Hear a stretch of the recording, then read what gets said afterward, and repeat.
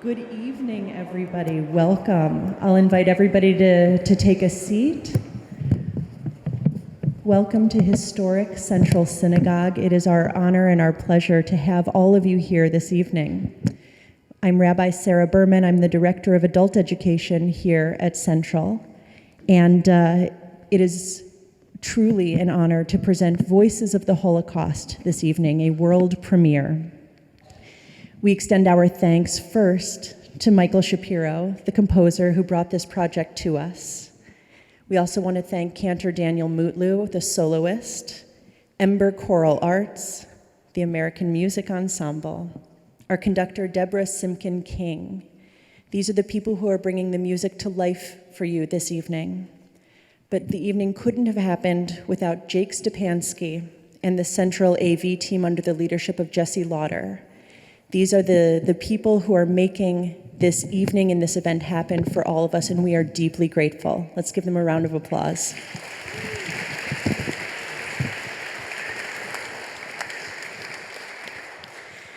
Now, this may be the most important thing I say all evening. Please silence your cell phones. This is going to be a live recording of the performance this evening. So even if you think that your phone is on silent or is off, please take it out now. Please make visual contact with that silent symbol or the in-flight mode. We do need your cell phones off or on silent in order for the recording this evening to be a success, which I know we all want that success. It's so meaningful here for us at Central Synagogue and for, I hope, all of you, to mark Kristallnacht, to mark the Night of Broken Glass in this way. Kristallnacht occurred in Germany, across Germany, as a prelude to the Holocaust on the night of November 9th to 10th. The Holocaust's impact, though, was far wider ranging than just the communities and just the shops and just the individuals affected by that evening of mob violence.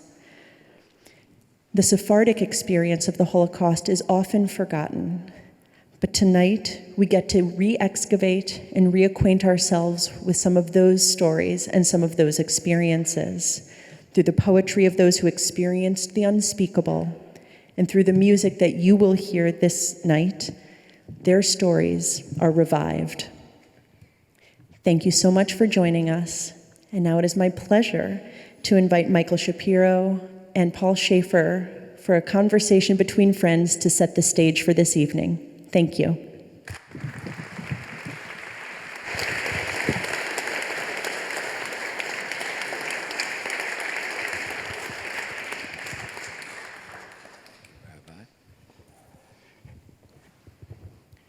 Thank you, Rabbi, and good evening, ladies and gentlemen.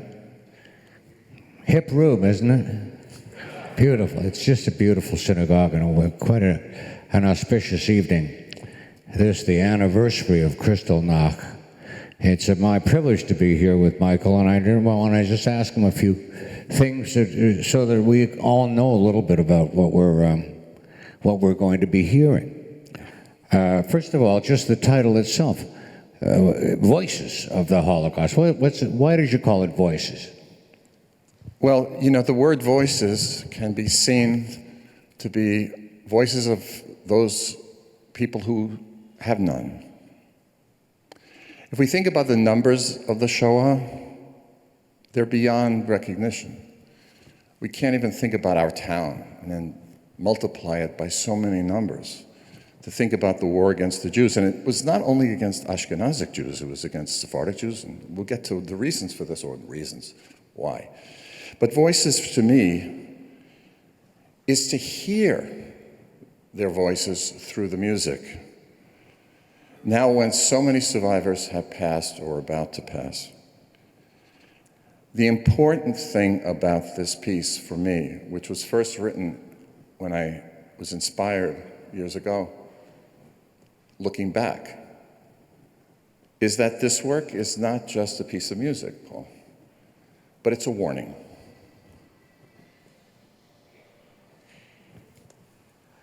I hear that. it sure is a warning, and we need to listen. Yeah. And we will be listening to the music with that in mind. Yeah. The piece has 8 movements. That's right. The first one, Ani Ma'amin. Everybody knows that one. But you know, all of us in show business, we're all basically in show business, let's face it. But we know you got to open strong. Why did you open with those particular words? Well, it's not my melody, it is my arrangement. The opening processional is Ani Ma'amin, or Ani Ma'amin Be'emunah Shalema. Or in English, the words of Maimonides, I believe with full faith in the coming of the Messiah, although he tarry, which is the issue, of course. The melody I arranged is attributed to Azriel David Fastag, a Chassid, who was in a cattle car on his way to Auschwitz. And out of inspiration, so goes the tale, he composed in the cattle car this very melody. He sang it to 2 people, men, in the cattle car, and had them memorize it, and told them to try to get away and preserve the melody so they could bring it someday to his Rebbe who had fled Europe in 1940. 2 were able to jump off the train. 1 was killed instantly. The other one somehow got to Israel after the war, sang the melody to the Rebbe's son, who then took it to the Rebbe. This song, this tune, was somehow adapted by many Jews and sung on their way to the gas chambers. So we start with that amazingly significant tune, and then the last movement is Vina Malkeinu. But there's 6 movements in between, and they're all in different languages. That's right. Italian, Ladino, Spanish, and French. Now, these were written by Sephardic Jews then, That's right. the Jews of the Mediterranean? That's right. And you know, it's interesting because I was drawn to this poetry when I served as music consultant at the United States Holocaust Memorial Museum in the 90s, when it first opened. I was a music consultant there and worked with the National Symphony, presented concerts of the composers who lived and wrote in Theresienstadt and Terezin, the so-called model ghetto near Prague, and were murdered. People like Ullmann and Krauss, Haas and Klein. But also music of the emigres who worked in Hollywood, like Korngold, all the Errol Flynn movies, like Castelnuovo Tedesco, the Jewish Italian composer who was John Williams' teacher, who was Jerry Goldsmith's teacher. You know some of these people, you know, and Andre Previn. And Ernst Toch, who was a major name in Germany but had to flee. So this is the music we worked on. While I was at the Holocaust Museum, in the bookstore, I found a book curated by Isaac Jack Levy, a Sephardic professor from down south. This book of the poetry of the Sephardic Jews, Paul, revealed something in me I had never encountered. People often think the Holocaust happened in Eastern Europe. Isn't that so? Yeah, they do. But you know, Paul, it was a tragedy engulfing most of European continent. Of course. Yeah. We're Ashkenazic Jews, but I had not encountered the depth of feeling and expression of our Sephardi people, being Ashkenazic background, Eastern European. And I see that you have chosen poems that are quite varied, and well, I guess they could inspire various musical treatments. That's the gift to the composers that they do. For example, the Italian song, Qui in questa terra, here in this earth, could have been written by a partisan, and it's extremely powerful. It feels as if it's a cry for liberation. But it's also a call to avenge our dear ones. Now, we're here today for that purpose, but we're here again to remember and to reflect, and I do believe act. There's some amazingly powerful imagery Yeah. in this music. Yeah. You know, the second movement, Paul, is a Ladino piece infused with Espanol. Siete días, siete días encerrados, or in English, 7 days locked up. So in this piece, the second movement, we were actually with our compadres, locked up in boxcars for animals, for cattle, in which they remember their mother, who was fortunate to have died in her country and not on the way to Auschwitz. Again, my role as a composer was to do justice to these powerful words in sung music. And there are two very powerful movements right in the middle of the work. Tristeza, am I pronouncing it right? Perfect. And Synagogue y Fumo. And now here, this is where we find ourselves in the fiery hell of the death camps themselves. Yeah, I had to portray it somehow in music. And in the words of Synagogue y Fumo, ash and smoke flying, falling into a nightmare without rescue. Nightmare is right. Yeah. But then on the heels of that, you've got a beautiful little French cabaret sort of tune. Yeah, well. You're all over the place. I'm all over the place. But the point of the matter is, this is a tragedy that was all over the place. And that's right, Paul. It's called the Prayer of the Persecuted Jew, but en français, La Prière du Juif Persécuté. People, of course, encountering this horror from all different walks of life, right? Differing backgrounds. Yeah. People urban people from the cities, people from the country, from big manors, from small apartments. It was everybody. They came from everywhere. You know, if you've been to France, you know Paris, Marseille, Lyon. These were people like us. They lived in houses, beautiful houses. They may have had servants. They lived in apartments, and they were rounded up. Okay, they were rounded up by the gendarmes.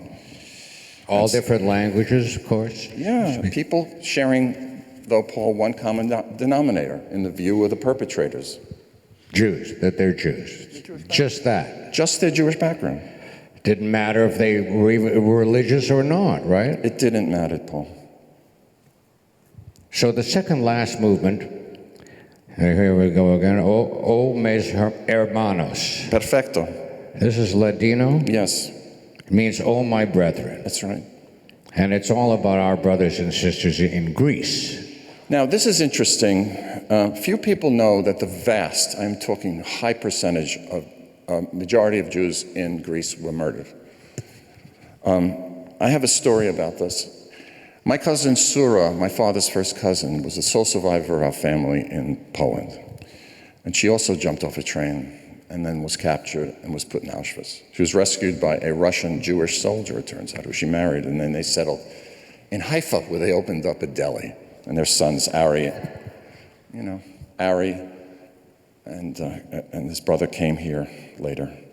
But when Sura came to our house, she had a number on her arm, which she showed us, which had been put into her arm at Auschwitz. And when she saw my then Greek spouse, she cried. Why? Because my then Greek spouse reminded Sura of the young girls, Greek girls, who could not take the freezing cold and perished in Auschwitz. Powerful. So we're getting dangerously close to the downbeat, yeah, ladies and gentlemen. Meantime, so sum it up. Where have we been? Where might we be going? We talk about this all the time, but I will say that I think it's our duty always to recall what happened. Tell everyone, certainly our children, our grandchildren, ask them to continue the remembrance with the thought that suffering of all kinds must end for all people, not only Jewish people. And again, Paul, perhaps the answer, we turn to liturgy, is in the final movement of voices, which is Avinu Malkeinu, our Father, our King, hear our prayer. Our Father, our King, hear our voice, spare us, and have compassion upon us. Our Father, our King, have compassion on us and upon our children and infants. Our Father, our King, make an end to sickness, war, and famine. Our Father, our King, remember those slain for their love of your name. Our Father, our King, remember those who went through fire and water for your sake. Our Father, our King, do it for your sake, if not for ours.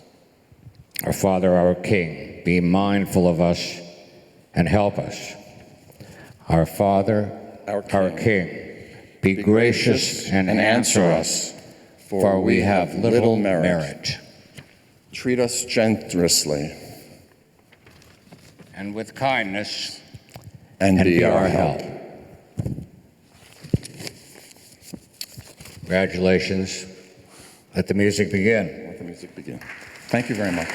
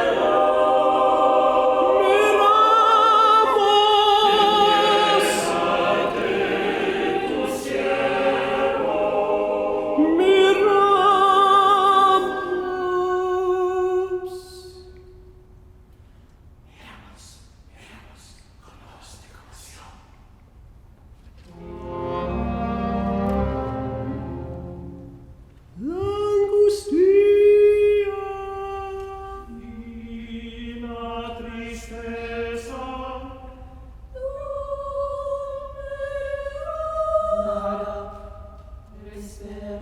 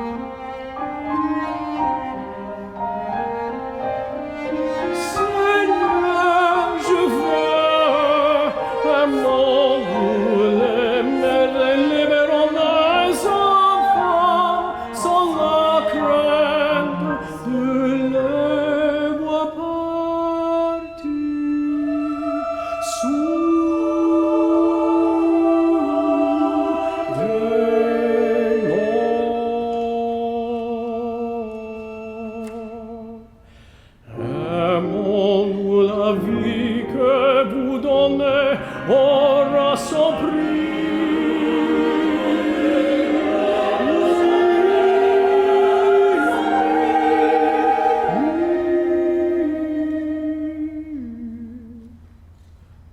Où l'esprit se rend les mers,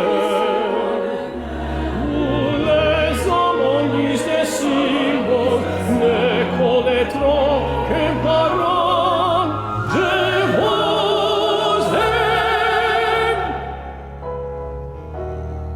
Seigneur, je veux un monde sans étude, sans hiver, sans montagne, et sans abri. Je veux que dans mon univers, tout ce qui pénètre et tout ce qui t'immonde est le droit de vivre sans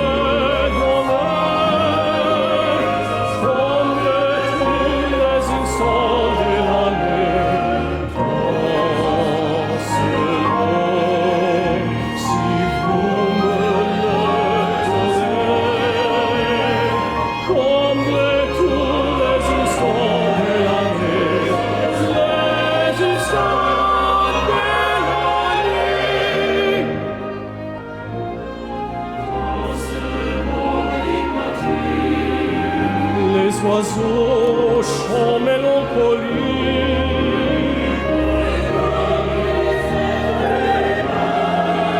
On construira partout, on construira partout le bonheur, la haïe, la civilisation.